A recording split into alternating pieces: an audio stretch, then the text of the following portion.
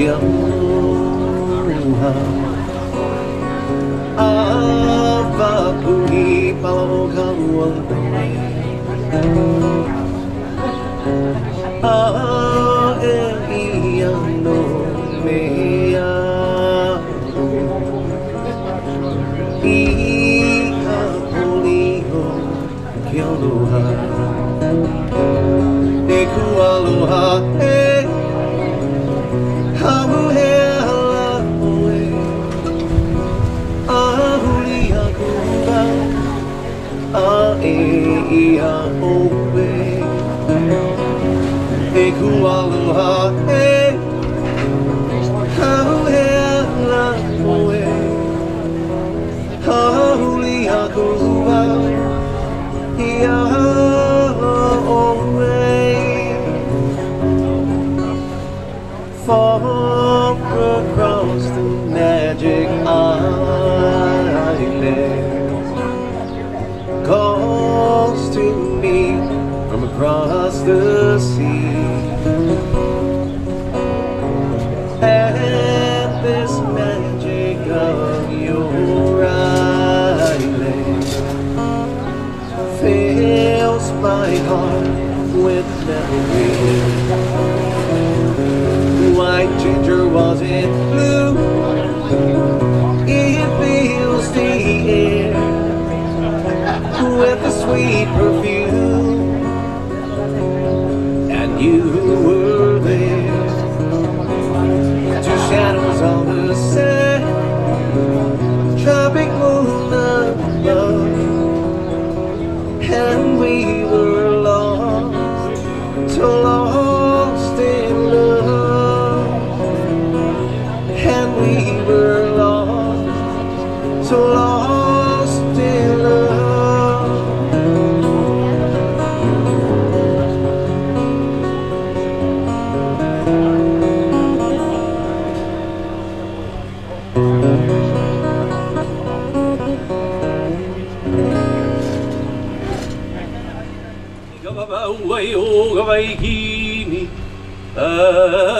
Leia ele no nalu kai buhaga la mauko kapai mai vai gale o e ole gaia mai.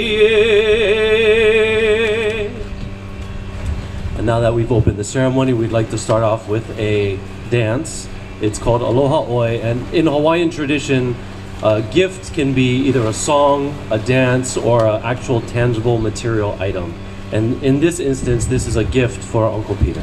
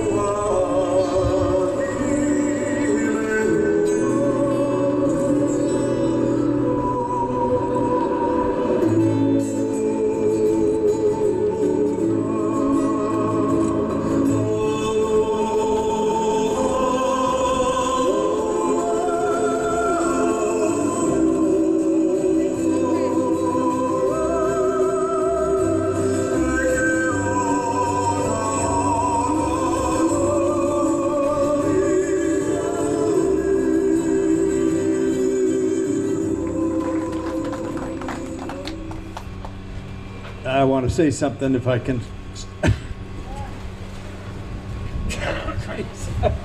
Stop being choked up. That was beautiful. That was beautiful. Thank you very much. And I just want to say that Yang, I know by that name, and my sister Susie knows. We met her 60 years ago, probably, at our parents' home in Southern California. All right, this time I want to share another hula. We're gonna have Mandy Scott here dance for you hula songs, and it's kind of Kapua Ui, which was written by the composer for her granddaughter, comparing her to a beautiful, precious lei of pearls.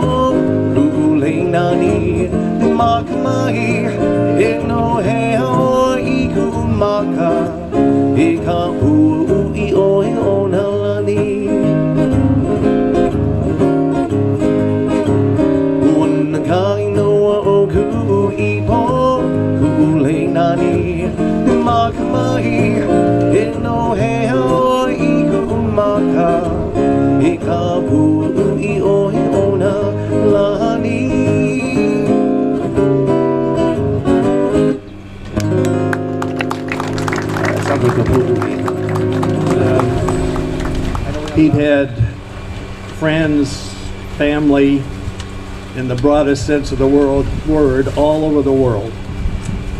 And, and that extended family is pretty well represented here tonight. It's really amazing to see. But first I'd like to introduce his kind of immediate family. I'm Steve, his brother, and if you would stand up when I call your name. This is Susie Wilson, his sister, our sister. And Scott Wilson, her son, my nephew, Pete's nephew. Then Pete's daughter, Sandy Surdinata, and her husband, Rick Adamus, there he is, and their daughter, Tarifa Adamus. There she is. Also, Miley Pettit, Pete's daughter, lives in Florida. Incidentally, Sandy and her family have come from Holland for this occasion. Sandy is part Indonesian. Miley, stand up again, Miley, I'm sorry. Miley's from Florida, and Miley has a brother, Joe, who couldn't come for this occasion, but is also Pete's son.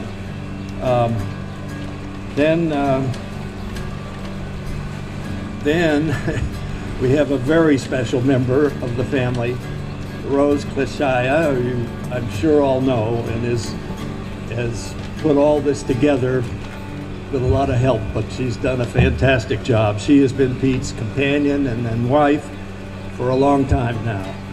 And Rose is the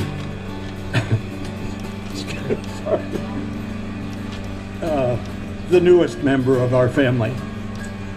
So now I want to also introduce some people who have come a long way for this event. And first, Dan and Ray Emmett are here from Santa Monica, longtime friends of Pete's, starting back in Indonesia when he was a very young man.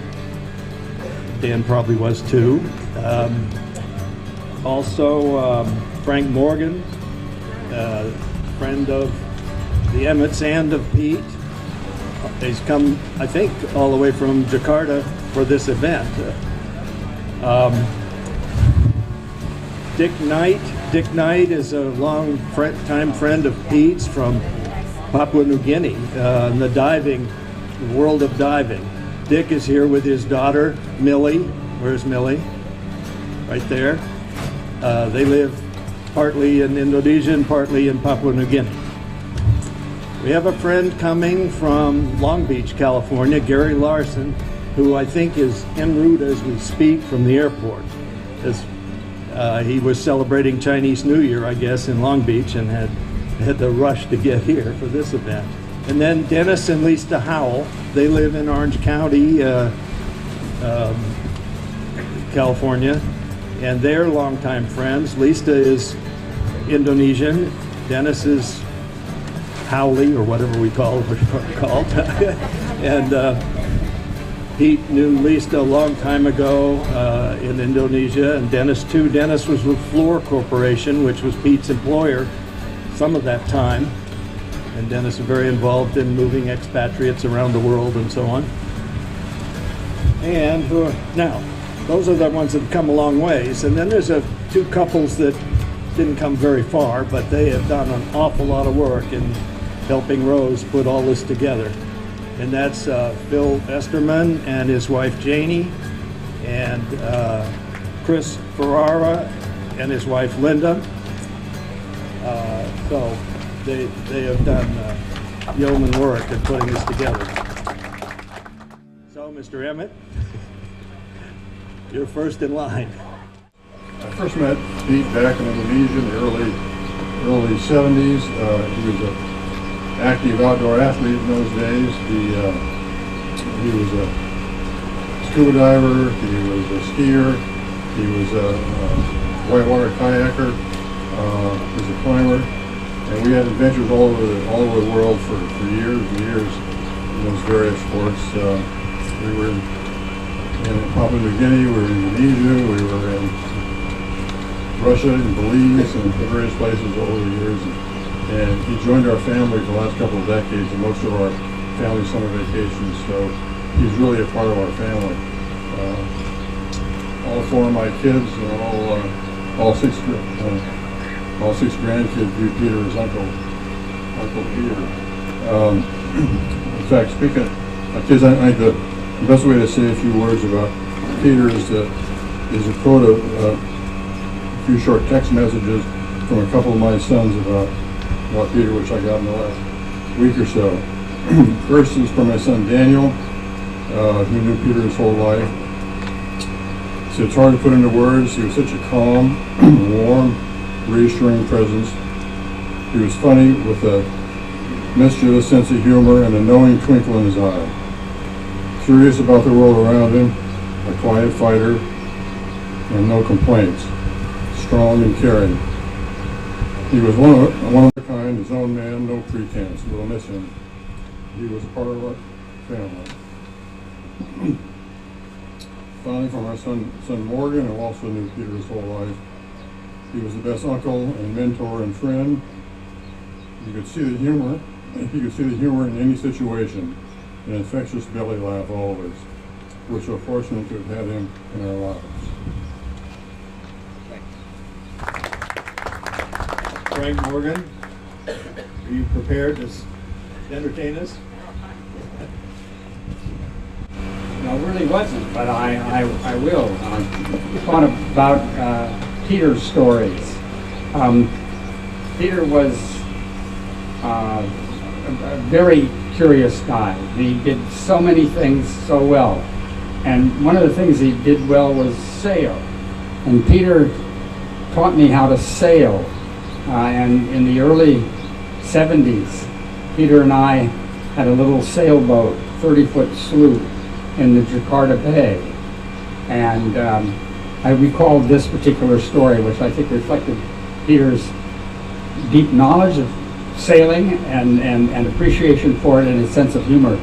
We would often go out to offshore islands for the weekend and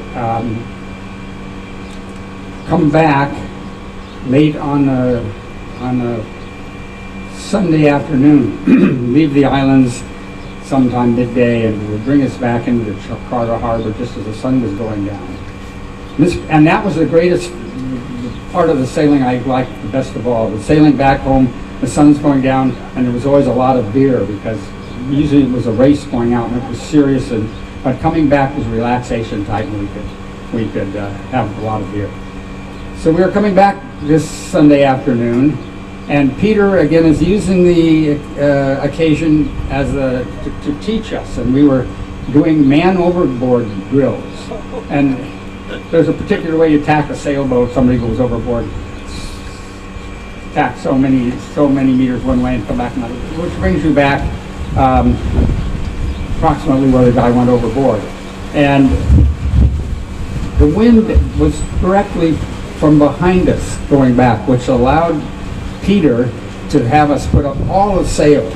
So we had all of the sails up, and including the spinnaker, the big balloon sail out in front of the sailboat. And it was a fresh wind, and the boat was, Peter had everything tuned just perfectly. He's sitting back on the transom in the rear, drinking a beer while directing everybody what to do. And everything was up and trimmed and just well. And Peter said, "That's great. We're really, really in balance now." And he took the last drink out of his beer and just disappeared over the back. Now, he was the only one that knew how really to manipulate all these sails. There were 3 of us on the boat at the time. Nobody knew what to do without Peter. But we did, and and there was a bit of a swell, so what we did was forget all about the man overboard drill. We tried to get the sails down and start the engine so we could go back and look at it. It took a while to find him, but he was there with a beer in his hand, bobbing in the water, finishing off the last beer. And his explanation was, "I just wanted to teach you guys how to really run a real man overboard drill." One of many stories of the life of a great guy. He led such a full life. He was the ultimate fun hog, but serious. His interests were serious interests, but they were always displayed with such a great sense of humor. So just as we missed him when he went over the back that day on the boat, we'll miss him from now on. Thanks. Dennis Howell. I've been thinking for 2 or 3 days exactly what I would say to a group of people that have known Pete since the beginning of Pete. Unfortunately, I don't know what to say. I met Pete Jennings in 1973 when I came to Indonesia for the first time, and Pete was already the marketing manager for Floor, and I was coming into work. I was fresh out of Texas. If it wasn't meat and potatoes, I didn't eat it. I landed in Jakarta over the largest garbage dump in the city. Walked off an airplane into the humidity and heat. Got to the Hotel Indonesia and swore I was leaving this country. I called Pete and said, "I'm going to leave tomorrow." And he said, "Well, maybe you better come to the office first." That next morning I walked over to Pete's, went into the office. My future wife was a receptionist, so she directed me to Pete. She didn't know she was my future wife, and I didn't either. I walked into Pete's office and he said, "So you're going to go home?" I said, "I'm going home. I don't like this place." He said, "Well, I guess I better check your visa. Give me your passport." Stupidly, I handed Pete my passport. Completely ready to leave the next morning. Pete opens it up and says, "Yep, you have the right visa." Closes the passport, throws it into a safe, closes the safe door, and turns the lock. says, come back in 30 days and we'll talk about this again. 7 years later, a wife and 2 children, they almost had to fire me to get me out of there. That was my first experience with Pete Jennings. We've been friends ever since. He passes by us every time he comes to Southern California or wherever we were in the world. We always had a message with Pete. He was a dear friend to both me and my wife and our children, who think of him as an uncle. I don't know what to say except that we will really, really miss him. And we will never forget him. I feel like a young guy in this crowd that knows Pete. I've only known him for about 15 years, and I came as far as Waialae Kahala. But I got a couple of things to say. I don't have a lot of stories about Pete because, you know, I wasn't in Indonesia or anything like that, but we were close friends, got together all the time. I read the literature on Pete. It's great. Everything it said is you know, what I believe in and what Pete is. But one thing I noticed wasn't really there is courage. This guy had some guts. It's sort of tough to see what he went through, but he went through it standing up, looking straight ahead. He took it by the horns.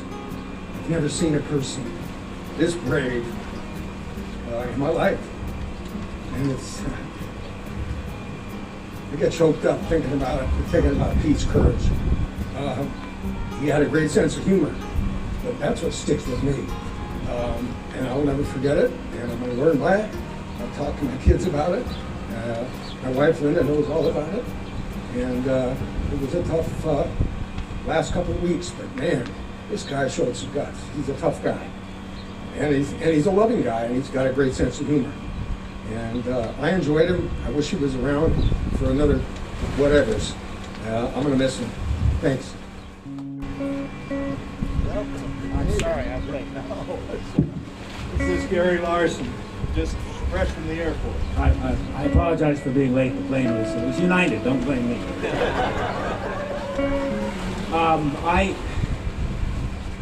Gosh, you know, I knew Peter for 50 years from the East-West Center, which was the locus of many unique and long-enduring friendships. We traveled, we had a lot of adventures. We trekked with the Bushmen in the Kalahari, and we pulled canoes in the Okavanga and kayaked in Glacier Bay and played golf at twilight at Angkor Wat. We also, during this time, we conducted a dogged pursuit in search of the perfect martini. And in each of these places, I would frequently ask Peter, what was the best martini you've ever had? And Peter would always grin and say, the next one, Gare, the next one. But we were very perseverant in this, and finally it took on the character of a religious quest. And I remember one time asking Peter, as we were pursuing our research, I said, Peter, you know, everybody's got to believe in something. And Peter looked at me and he laughed and he said, you know, Gare, you're right. And I believe I'll have another martini. In the latter years, we spent time together while he was going through his illness. I can't be any more eloquent or sincere than Chris was, so I won't even try. And in fact, I don't even think I can adequately eulogize or memorialize Pete. Except to stand here as witness to all of you and think of the words of the poet William Butler Yeats, who said something to the effect, think where man's glory most begins and ends, and let Peter's glory be that he had such friends. We shall miss him.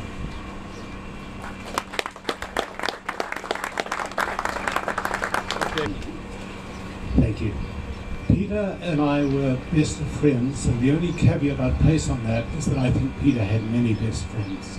I think he had a best friend for each niche in his life and each group of people that he met with his joy for living and with his generosity throughout. So I'll talk today for the group of volcanologists that Peter was born again to. So Peter abandoned volcanology pretty callously in 1969 after he finished his master's thesis on Kalut and Agung, and went out and sought out engineering and fun and family in Indonesia and in Thailand. But like a lot of the reborn, when he came back with a zest and an enthusiasm, and he infected us with both of those. And we met him in very specific ways. There were two environments in particular in which we met with Peter. It started, in fact, when he started to audit classes in geology and geophysics with Scott, with Sarah, and with me.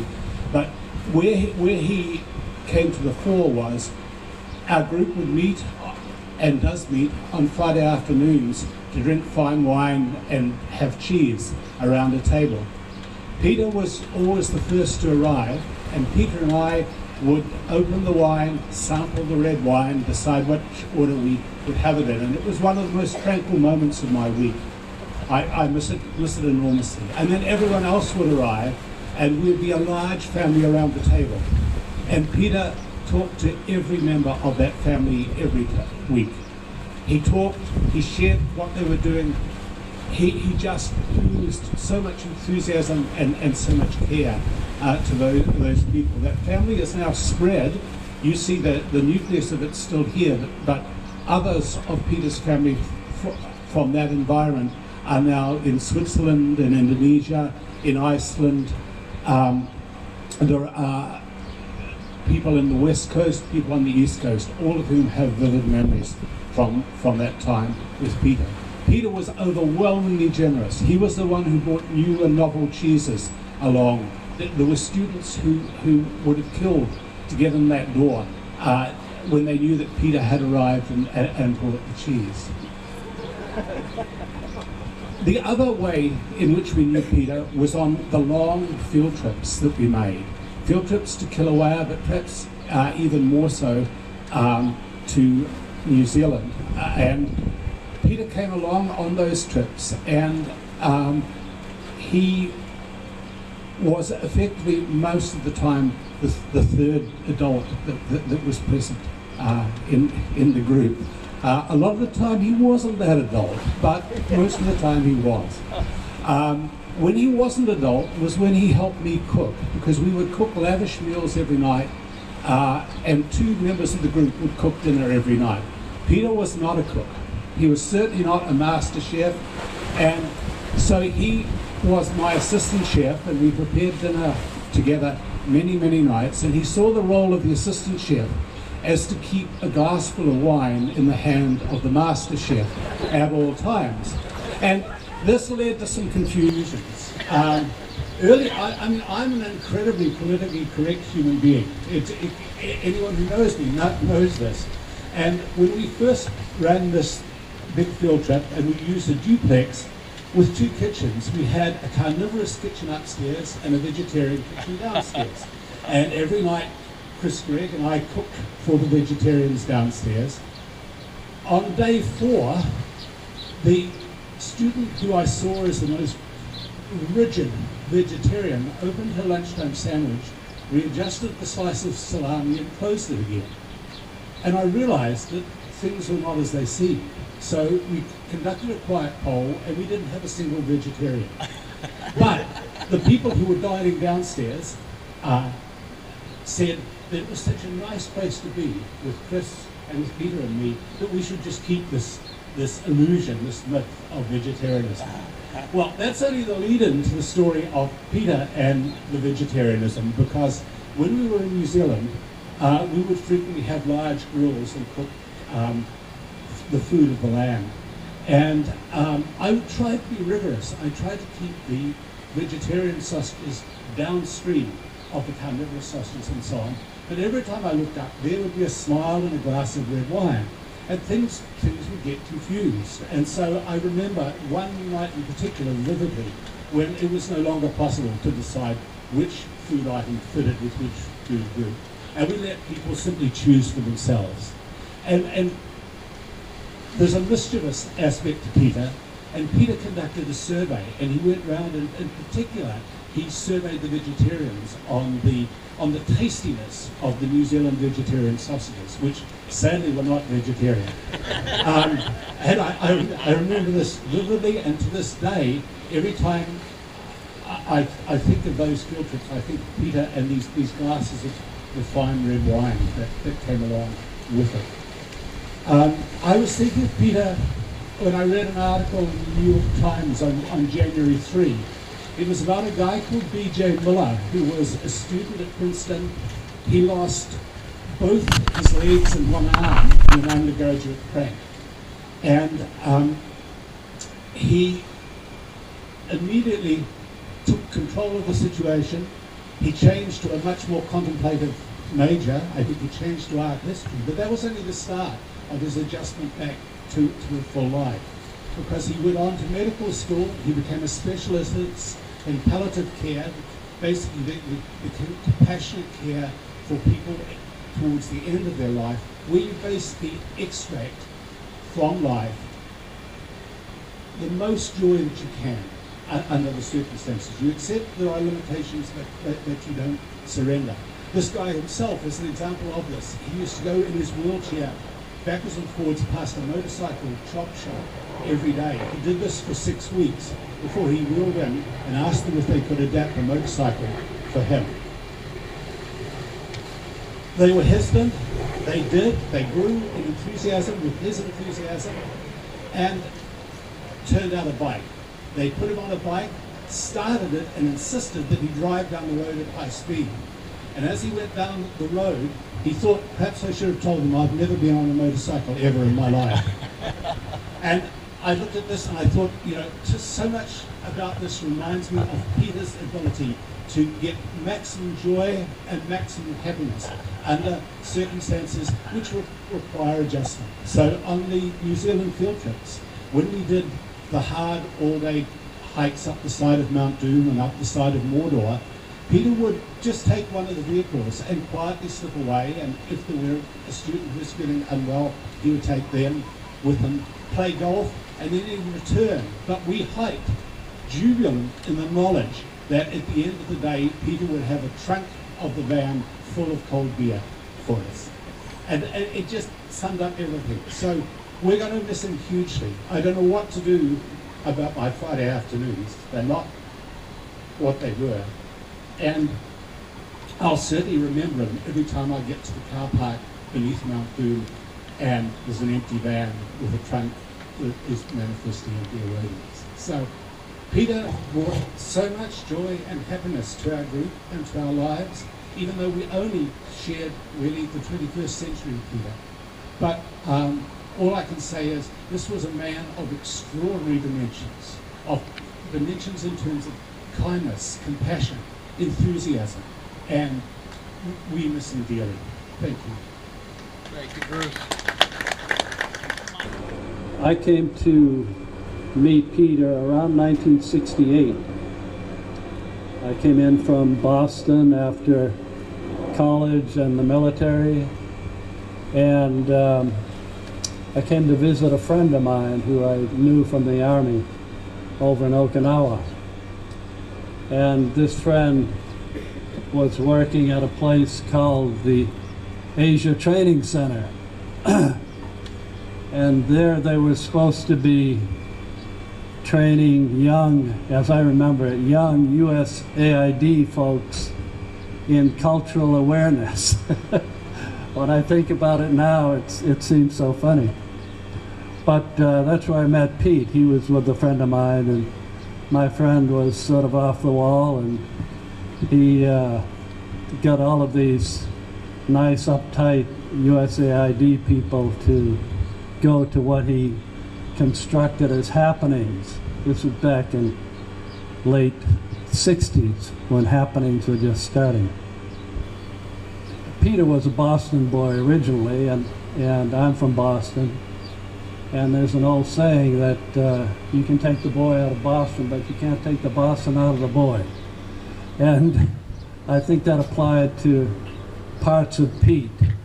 I know his father moved the family to California, I believe, Steve. And that softened a lot of Peter's edges. But the story I wanted to get to, I wanted to address what I consider were Peter's elements of quirkiness.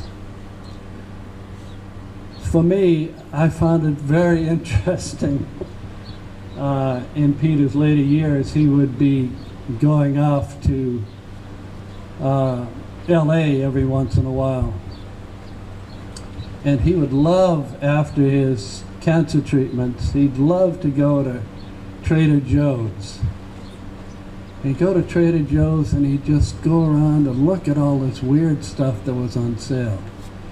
And I remember him bringing back, as I recall it, it was something like pickled popcorn. And he brought bags of these. And he just could not believe that anybody would sell pickled popcorn. He was so amazed, and he'd bring it home and we'd drink beer and eat pickled popcorn. But it was quite a journey to be involved with Pete, and I'm gonna miss him. And I'd just like to say, may he be happy, may he be peaceful, and may he be free from suffering.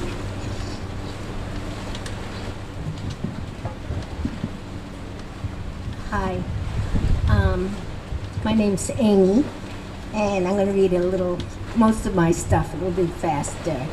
Today I'm speaking as a fellow 60s alum of the East-West Center and the University of Hawaii. These two institutions are really proud to call Peter Jennings as an alum. Pete came to the East-West Center a couple of years before me, and so we were really never on campus at the same time. Although Pete did not know me, I knew him because more than one of my East-West Center Filipino girlfriends had a crush on Pete. I actually got to know Pete and Rose after Pete left Indonesia and made Honolulu his principal home. Over the years, Gus and I had dinner and lots of enjoyed talking with him about politics. It's really nice to have someone like Pete to talk about politics with. So we ate at the Jujop Inn, a restaurant near Blaisdell Concert Hall, Manapua Chinese restaurant with his golf buddies and spouses, and we also visited Pete and Rose when they were at a medical facility at UCLA. As a faculty member and administrator at UH Manoa, I retired 29 days ago from UH. I joined Pete and others in really appreciating and support Rose's doctoral dissertation work. Pete not only encouraged Rose to complete her dissertation, but he also actively attended graduate classes during his retirement. Dick Knight would like to say a few words. Tell you again, Dick is from Australia and Papua.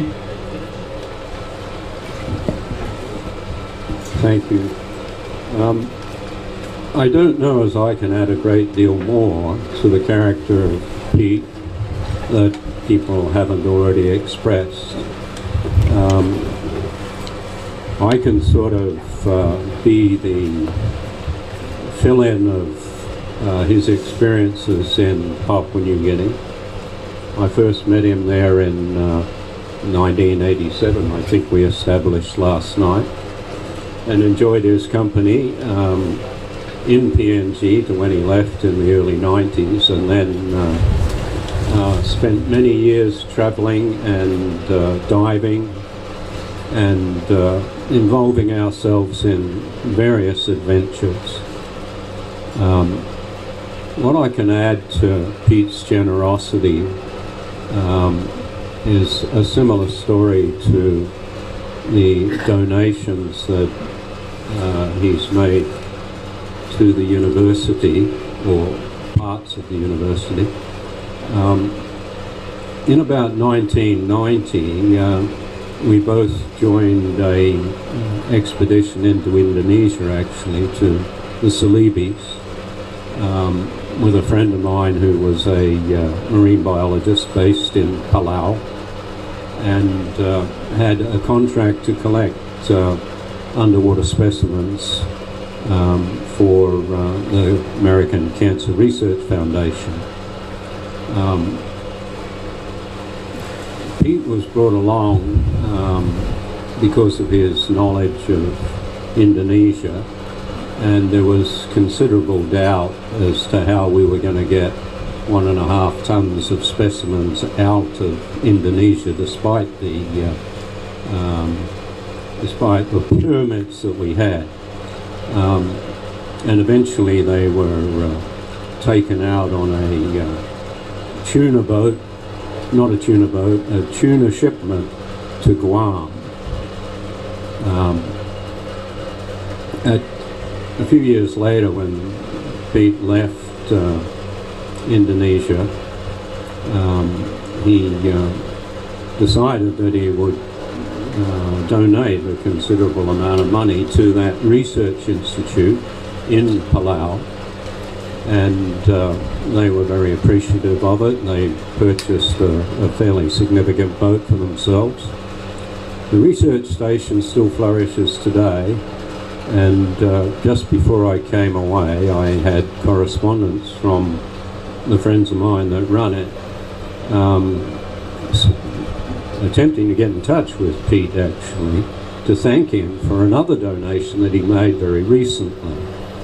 It's rather poignant that that donation arrived on the 9th of January. In any case, this demonstrates another great side to Pete, and I think maybe that's a side that very few people know about, actually. I don't think I've heard anyone talk of his connection with that research station.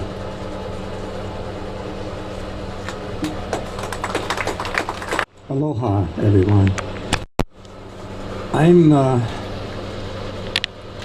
the late 60s generation in terms of having Pete as a friend. Others here like Gary Larson, Yang, Rick, I guess Maria, Vicky, others were in the East-West Center in the 1960s. I came in 1968, the same time Gus did, and we all, Pete and Gus and I and some others, worked out at the Asia Training Center for a bit. I got to know Pete, and I started going with my wife Janie at that time in the fall of '68, and we hung out together. We did some sailing with Pete. You know, he was, as mentioned, he was an excellent sailor. He won the races routinely, the Friday afternoon races that sailed out of Alawai Harbor at the end of the day on Friday. He had met this woman who had a I don't know, maybe 26, 27, 30-foot boat. And one weekend, Pete was going to race over to Kaneohe with her. He won the race, of course. And she didn't want to come back, so Janie and I went over and we sailed back with him into Alawai. And I don't have very many other memories of that time, except it was just a great time to hang out. And then in '69, he took off to be a translator for the United Nations during the Act of Self-Determination, the Act of Free Choice in West Irion. And so that vote took place in August of '69. And then after that, he hooked up with this film crew that was making a documentary of the indigenous people in West Irion. And he parachuted into a remote area with them. He had never parachuted before, so another adventure. And there's a book, it's in Indonesian, it's in Bahasa Indonesia, but I don't know, the book is here, I guess. Okay, there's the book. And Pete's mentioned in this book, this guy wrote this book in 2003, and there's a write-up of Pete in there. But they never made the documentary because soon after they landed, there's a photo of him. It looks like a completely wild Pete.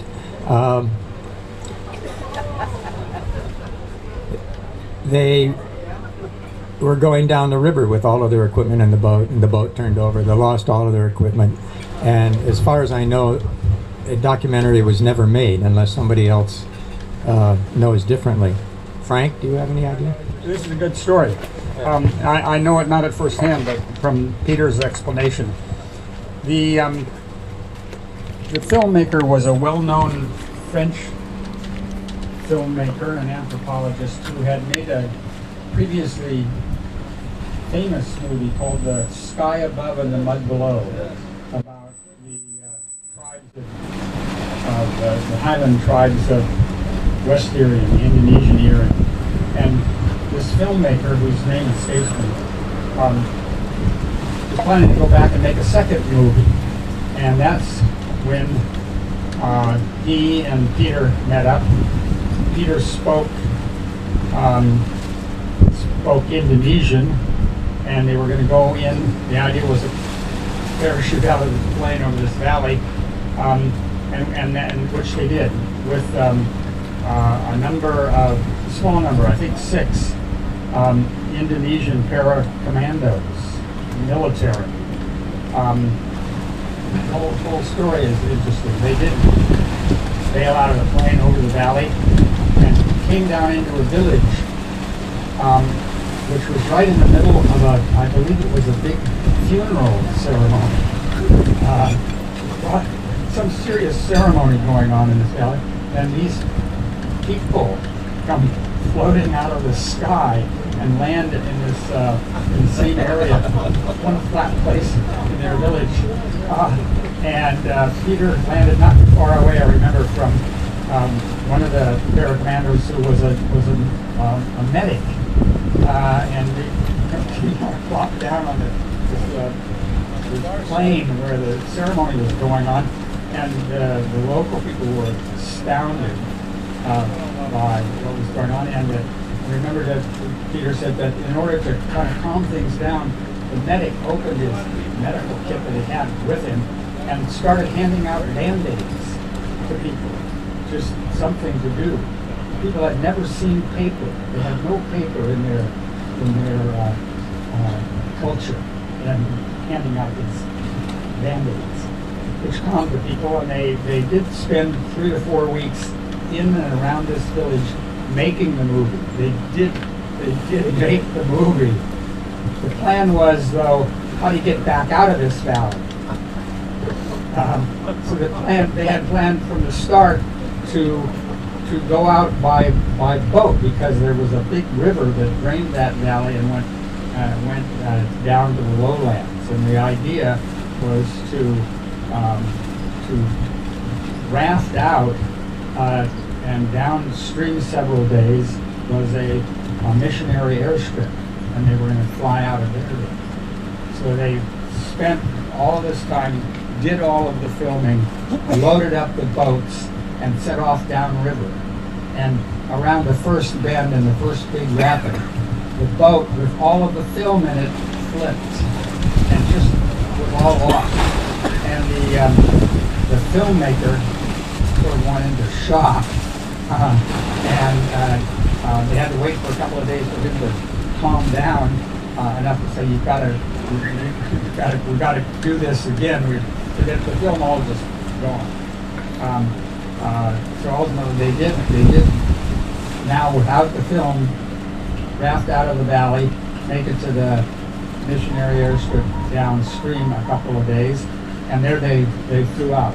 Subsequently, the Frenchman came back, and as I understand it, did reshoot a lot of that. This was without Peter. And the movie ultimately was made. I'm glad you clarified that because You knew I there was a certainly didn't know story. all the history.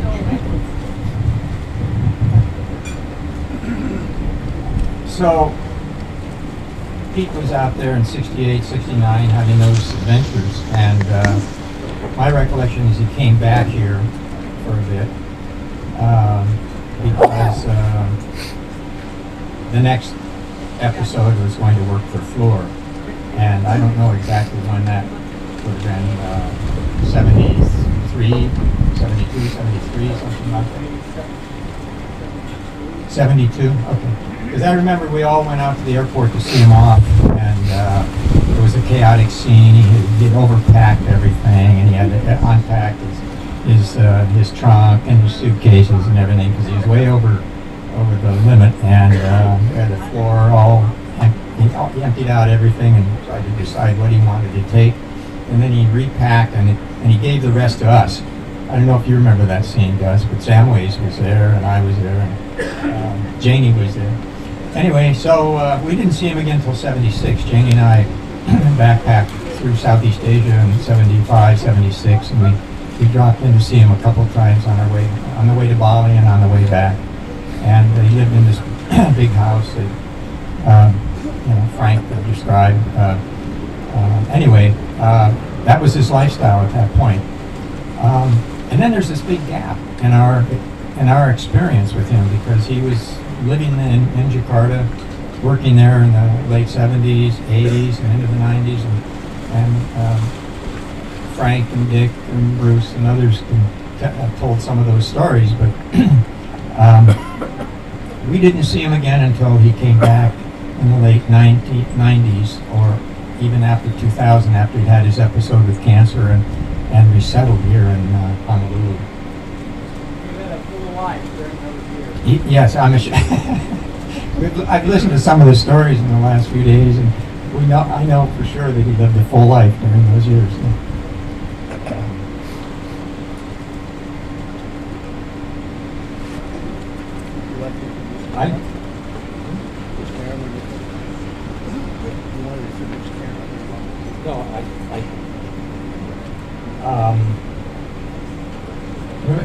Pete had a soft side. Those who knew him well saw that. He never ate taco poke because he regarded the octopus as one of the more intelligent natural beings, and he refused to eat octopus.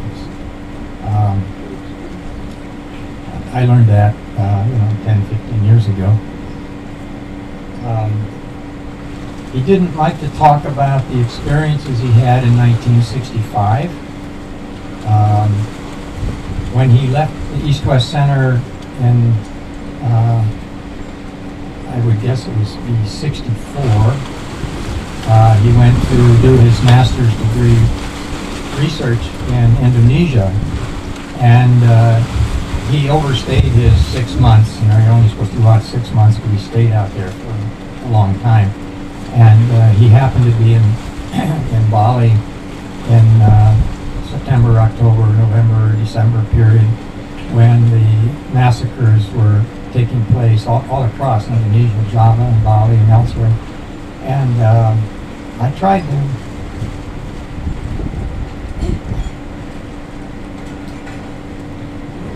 anyway, he didn't want to talk about it.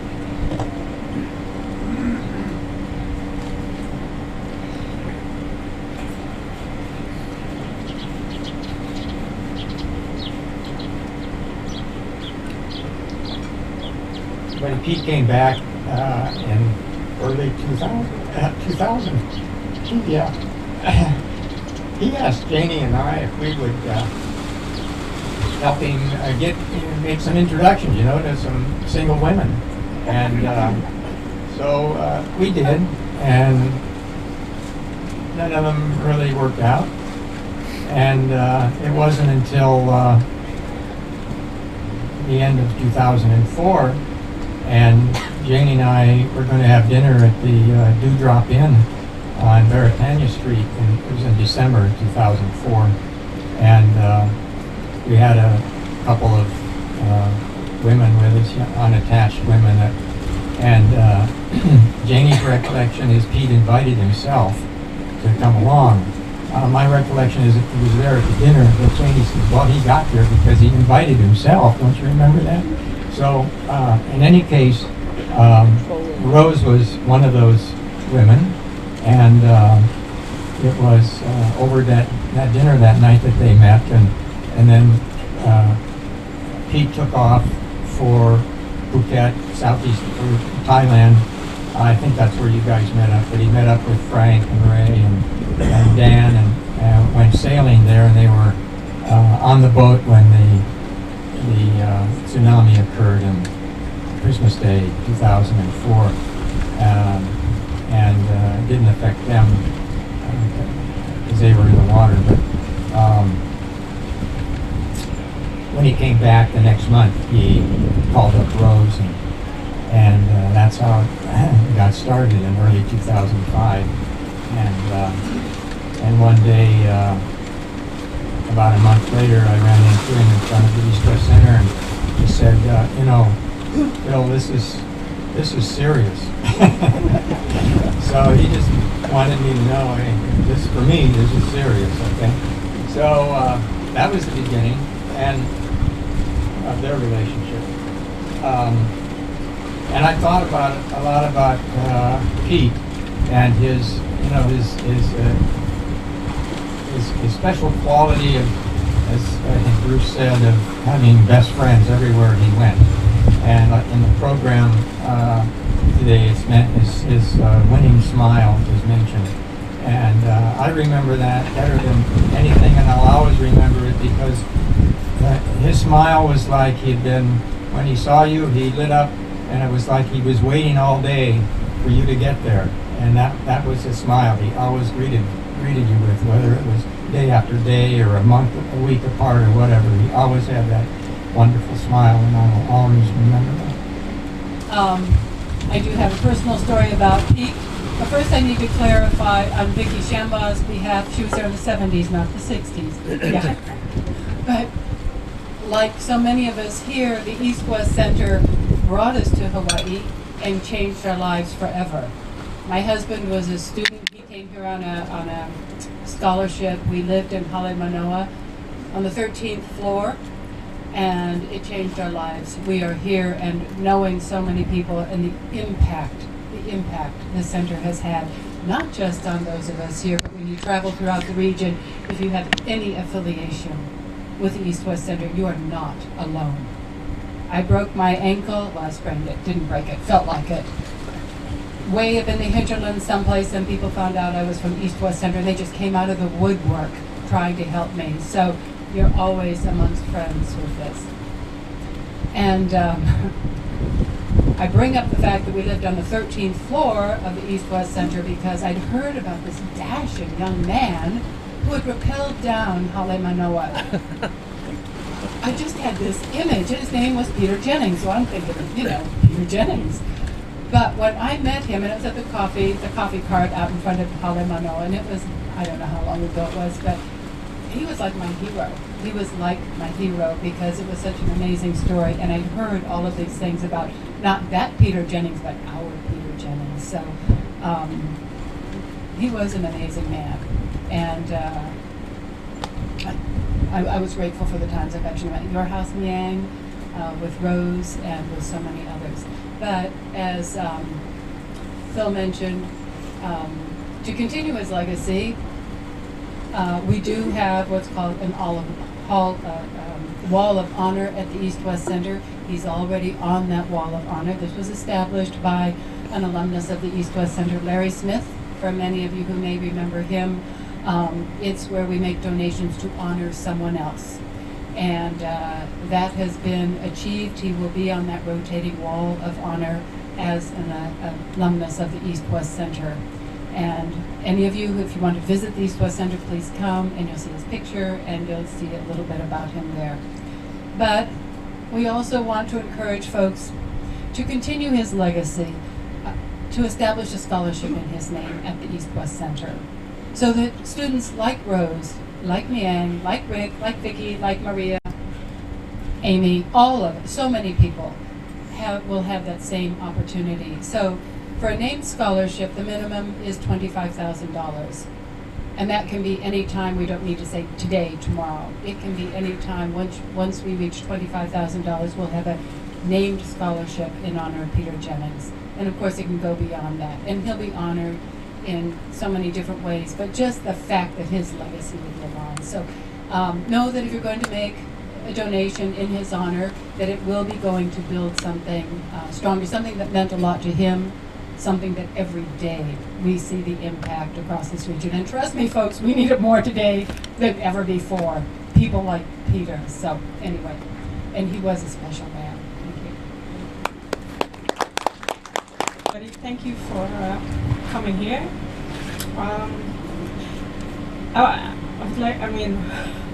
I want to talk about my dad, but I'm having a difficult time trying to hold my tears. But I'd like to tell you about my dad, how we met. I grew up in Indonesia for 13 years before I moved to Holland, and I was raised by my grandparents, and I always knew that there's this Peter Jennings, that's actually my father. But I also have a father in Indonesia, so I thought like, oh yeah, whatever. So apparently my mom gave my grandfather a picture of him, a very cool picture when he was in Borneo on some expedition with a hat on, this American guy. And my mom told my grandparents, like, okay, when this guy come over to your house, to our place, do not give Sandy to him, okay? Please, this man, do not give her to him. So and I was like, okay, whatever. And then I moved to Holland, and so I knew there is this Peter Jennings, who is my father, but I was raised happily by my grandparents. So, well, he was just a figure. So I wasn't really looking for him. But at one point, I don't know why, but my mom was like very persistent. It was like, oh, do you want to meet your father? And this is, I think, in 1991. So she went to Indonesia, and I guess she stalked Uncle Frank Morgan and calling him and asking, where's Peter? Where's Peter? His daughter wants to meet him. And I was like, oh, yeah, okay, whatever. And then, of course, I went to Uncle Frank's office, and he asked me if I wanted to be my father, and I was like, okay, sure, why not, And I was really a proud girl, so you guys have to understand that. It was like, where has he been for 20 years? He has never looked for me, so I was very proud, and I said, oh yeah, sure, if he wants to meet me, okay. So anyway, that was in 1991, and it didn't work out, and in 1994, I went back to Indonesia. Oh no, sorry, Uncle Frank told me, why don't you send him a letter and send a picture of you and so on. So I did, and what happened is, apparently he saw my picture and think, oh, this girl look like me, and then he sent his best friends, Tante Lisa and Tante Dennis, to the Netherlands just to check up on me, like, is it really his daughter? And apparently I look like him, so they reported back to Dad, and they said, okay, I think she's your daughter, because she really looked like you, but then with more hair. So in 1994, I went on vacation to Indonesia, and then I was supposed to call him, and I was like looking any excuse not to call him, and there was no cell phone. But I remember now, my friend reminded me of it, like, why don't you call your dad? Call him. And then so I called him, and I told her, you have to come with me, because I'm not going there alone, I was like, I was so scared. I wasn't scared, but I was like, I just don't want to be alone there. So, and then I came in, and I was like, there's this most friendliest guy I'm from. I guess it clicked. it's it feels like it's always been in my life, and yeah, like you guys already said about him. His charm, blew me away immediately. His kindness and his humor, and the fact that he also spoke Indonesian, that was really great, because then we can joke around in Indonesian or in English, whatever it suits us. And so that was the beginning of my part of my life that I'm very grateful for. So for the first 23 years of my life, I didn't have a real dad, but finally I can spend my second 23 years of my life with him. So I would like to thank you all for coming here and celebrating his life with us. And I hope you will keep his memories alive wherever you are. Okay? Thank you.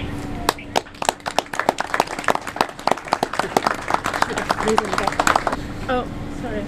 Oh, one other thing I forgot. Sorry, Rose, but I was so happy to meet my white family. Can you imagine? I'm an Indonesian girl, and he introduced me to my white family, all these Americans, but they're so lovable, and they welcome me with open arms, and I felt like a part of family immediately. So thank you, Steve and Susie and Scott. Rock on, man. Call me.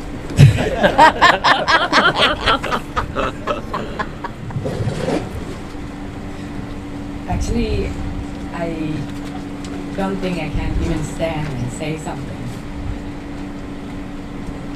But I think it's very important for me to say. First of all, I would like to say thank you very much for East West Center to give me opportunity that I can pursue my education, my dream, and I also doing good thing for Thai people and also many people in my country and many places in this world through my research and my work. And that I think I also reached the goal that East West Center would like all the students should do.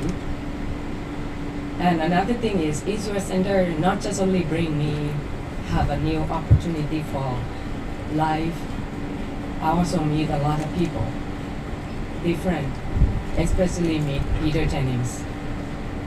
At first time that I meet him, he doesn't talk much at all, but he's always give me wine. Actually, I don't drink wine. Yeah, and I don't know. I try to be cool, but actually I don't drink, but I have to show that I can drink, but just a little bit, yeah. And then continue conversation. We have the same interest. At that time, I start playing golf, and he said, I play golf too. And, I'm a student. How can I go out to play golf with no car, And he's kind of, oh, okay, I like to go out sometime. And then, Jenny is my English teacher. At that time, I studied English with her. And she's my teacher. And Phil is my friends, and also introducing friend and friend, that I don't know what going to happen at that time. So when in 2005, but he's still in my memory in thinking about who is this person, very interesting. I respect him as a East West Center alumni, and he brings a lot of experience that he share on the table. That's why I'm really interested, curious about him. So when he come back from Thailand, I want to know more what happened in my country about tsunami and people, what's wrong, what happened, why he survived, come back with very smile and, a lot of story to share with me. So when we start talking, and then because of my background, I think it's very easy to connect with. I always have life that always have formal all the time. So only thing that I feel very me when I am with him, because I always can say everything, can tell everything that how I feel. He never judge me, and he never say I did something wrong or I did something terrible or whatever. He tell me, he guide me and tell me think about what I have done and support me all the time.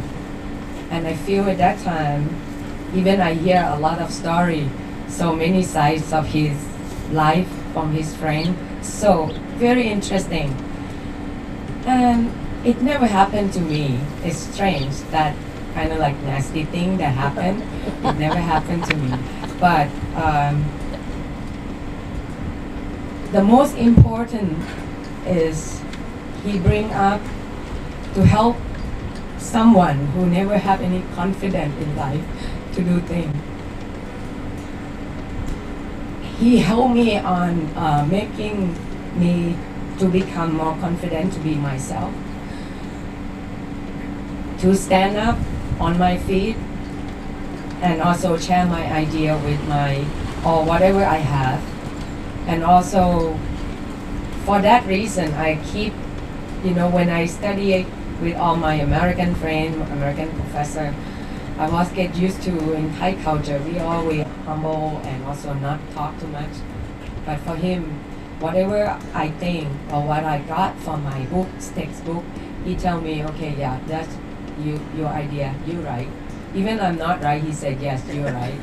When I go back to talk and people just, where did this idea come from, but I have confidence to say anyway. Later at the East West Center during the student time, I join a lot of activities, and when I have Thai classical dances, or cooking in the Lemanoa, whatever, he's always come to see me. But he's not with me, but he's there for me.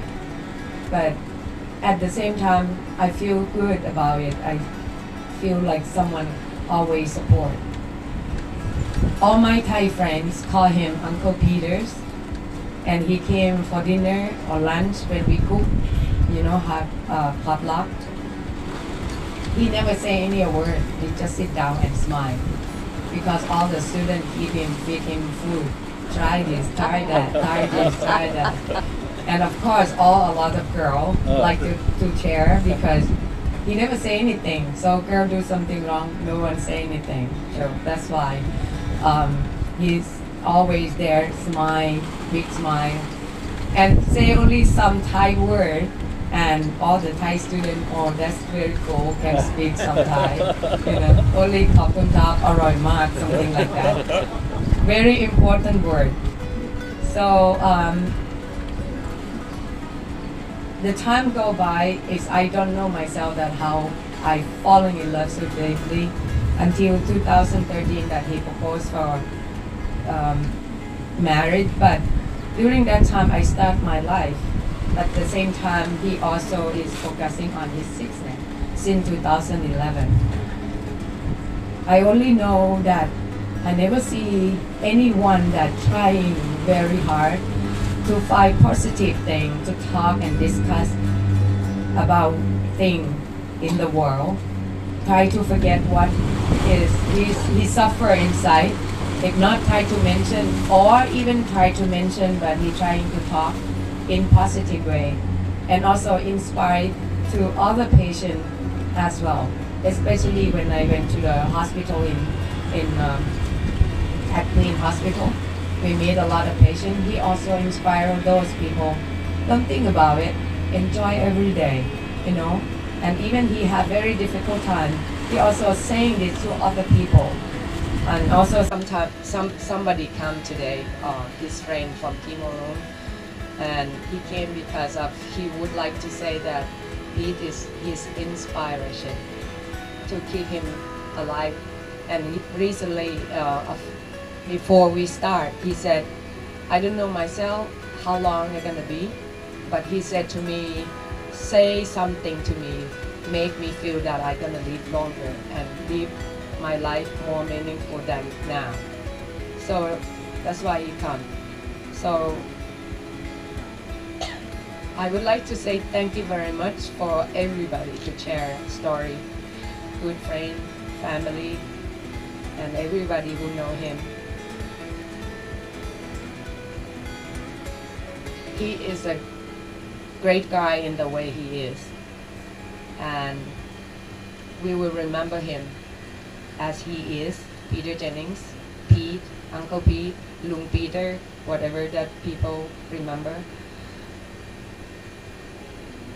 We will remember as he live in this world, trying to do everything to make this world peaceful, happy, and make people smile on their face. Another thing I would like to say that I give you another two Pete Padlet, two things. You see that in the back, the green bag.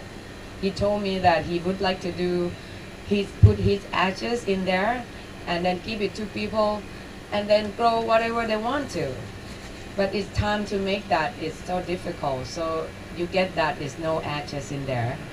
But they have some seed in there, you know, but I don't know what you get, but please go back and grow very easy. They have instruction in there that he wished to have in his memory, you know, then I would like to do that for him too. And another thing, the last thing, he said to me, every day have to have smile on your face because smile make world beautiful.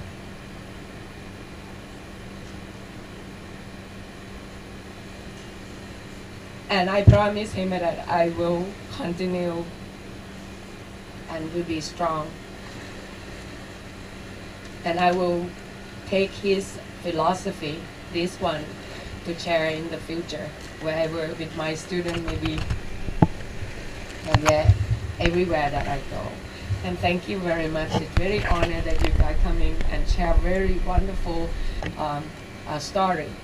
Keep this story and make it story alive and memorize him and trying to make him kind of story alive continuously. Please help East West Center as well. Thank you so much.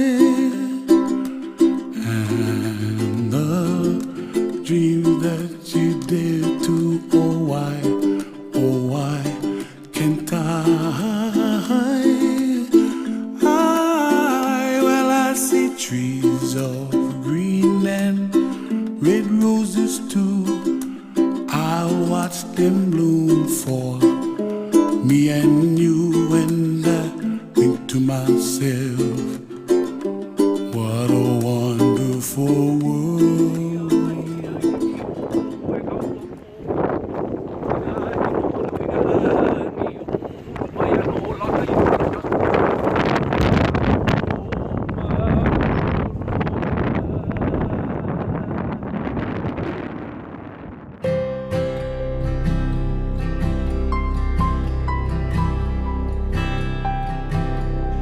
There she goes in front of me, take my life, set me free again. We'll make a memory out of it. Holy roll is at my back, don't look on, take me back again. We'll make a memory out of it. We finally fall apart and we break each other's hearts. If we wanna live young, love, we better start today. It's gotta get easier, oh, easier somehow. 'Cause I'm falling, oh, easier and easier somehow. Oh, I'm calling, and it isn't over unless it is over. Well, I don't wanna wait for that. It's gotta get easier and easier somehow. But not today, not today. There she goes in front of me, take my life, set me free again. We'll make a memory out of it. Holy rollers at my back, don't look on, take me back again. We'll make a memory out of it. We finally fall apart and we break each other's hearts. If we wanna live young, love, we better start today. It's gotta get easier, oh, easier somehow. 'Cause I'm falling, oh, easier and easier somehow. Oh, I'm calling, and it isn't over unless it is over. I don't wanna wait for that. It's gotta get easier and easier. So come with me, yeah. So come with me, yeah. Not today, not today, not today, not today. It's gotta get easier and easier somehow. 'Cause I'm falling, and easier and easier somehow. Oh, I'm calling, and it isn't over unless it is over. I don't wanna wait for that. It's gotta get easier and easier somehow. It's gotta get easier and easier somehow. Not today, not today, not today.